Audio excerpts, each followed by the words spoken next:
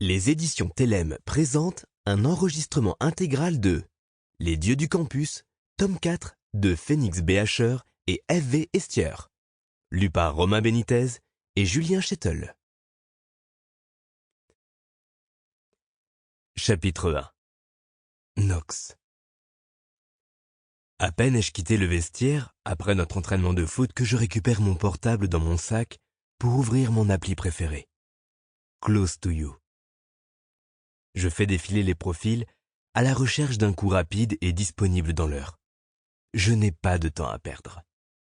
J'ai l'embarras du choix et ma messagerie déborde déjà. Je m'arrête sur la bio d'un type dont la photo me plaît. Joli sourire et abdos en béton armé. Parfait. Lonesome Cowboy. Partant pour une gorge profonde? J'accompagne mon texte d'une photo de ma queue, histoire qu'il percute direct à qui, ou plutôt à quoi, il a affaire.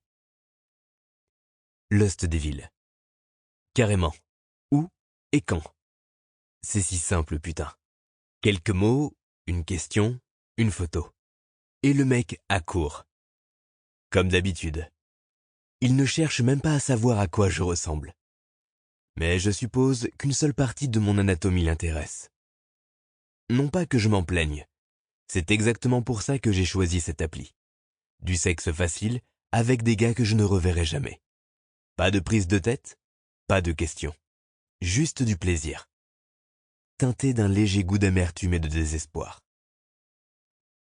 Lonesome Cowboy. Red Crown, dans 30 minutes. C'est toujours dans cet établissement que j'échoue quand je veux m'envoyer en l'air. C'est un peu le repère du coin pour les types comme moi. Et il est assez connu au sein de la communauté. Lust Devil.